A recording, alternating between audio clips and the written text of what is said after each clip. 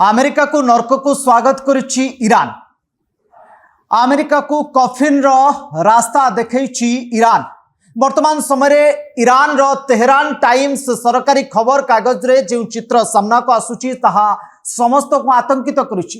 Tehran times news paper रो front page रे जो चित्र सामना को आसुची ताहा अमेरिका को सख्त चेतावनी स्वरूप सख्त झटका देछि।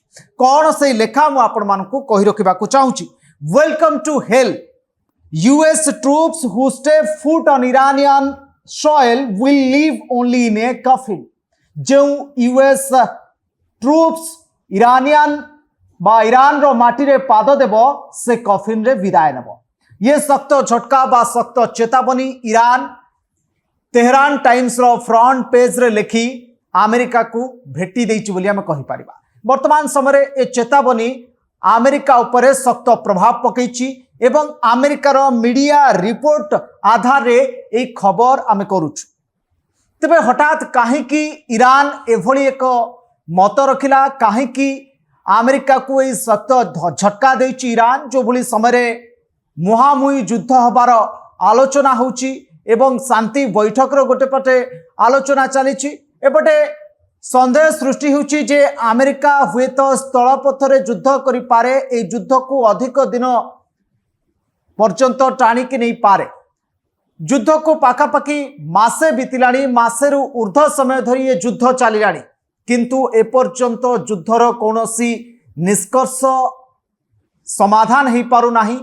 युद्ध बारंबार लगातार भाव में आक्रमण करुच्ची अमेरिका, ठीक से भली ईरान मध्य आक्रमण करुच्ची। दुई पक्ष भितर आक्रमणात्मक समस्ते उभय पक्ष आक्रमणात्मक हो पड़ती। एपटे अमेरिका स्थल पथरे आक्रमण करने पूरापूरी सजाग होइछि। त्रिपोली युद्ध जहाज माध्यम 10,000 रु ऊर्ध्व सैन्य ईरान रो सीमा रेखारे मौजूद अछंती। कहा जाउछि एबे जो युद्ध आरंभ हबो यह अत्यंत भयंकर हो पारे।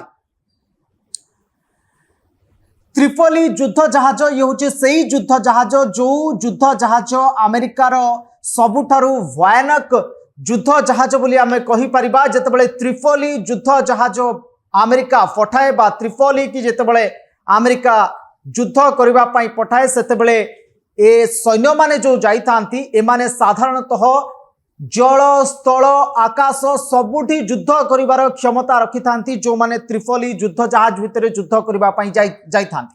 आ वर्तमान समय अमेरिका ईरान रो स्थलभाग रे युद्ध करबा पई ईरान रो सीमांत अंचल रे त्रिपोली युद्ध जहाज को मुतयन करुछि। कहा जाउछि त्रिपोली युद्ध जहाज भितरे जो सैन्य माने अछंती समाने उभय जल स्थल आकाश मार्ग रे आक्रमण करिवार समानकर क्षमता रहुछि। एवं जदि अमेरिका एभली गोटे निष्पत्ति नहीं थाए ताहले ईरान को चारिआडू बंदी कला भली एक निष्पत्ति नहीं कि अमेरिका, किंतु ईरान अमेरिका को तिले मात्र भय करूनी।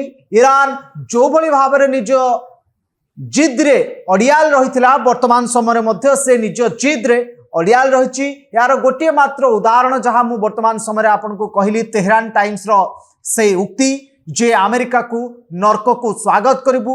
अमेरिकार जेकोसी सैन्य जी तेहरान माटी रे पाद पकेब तार कफिन सहित आम विदाय करूँ, अर्थात तार मृत शरीर अमेरिका को फेर नर्क को बाट देखेब ईरान।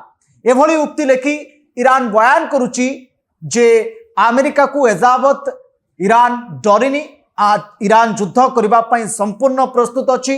अमेरिका जेते सैन्य दल धरिकी आसिले मध्य ईरान ये युद्ध को अधिक दिन पर्यंत टाणी नब बा युद्ध को समापन करिबार ईरान रो कौनसी इरादा नहीं। वर्तमान समय रे ये चित्र ये लेखा तेहरान टाइम्स न्यूज पेपर रो फ्रंट पेज रो लेखा यह बयान करुची, किंतु प्रश्न उठुची जे अमेरिका जो भली भाव में सजाग होई बसिची एवं त्रिपोली जहाज जेतेबेले जाइकी पहुंची सारिची तेहरान रो सीमांत अंचल रे जेतेबेले उभय पक्षरु युद्ध हब एवं जल स्थल आकाश मार्गरु जेतेबेले अमेरिका आक्रमण करिवो तेबे ईरान रो वास्तविक अवस्था कौन हम, ईरान से केउ नीति आपणब एवं कौन करिबो एवं विशेष करी खार्ग द्वीप उपर आक्रमण होबार आलोचना होउची एवं एबे जो स्थल पथरे युद्ध करबा पई जो त्रिपोली जहाज को मुतयन करा जाउची कहा जाउची त्रिपोली जहाज को एथि पई मुतयन करा जाइची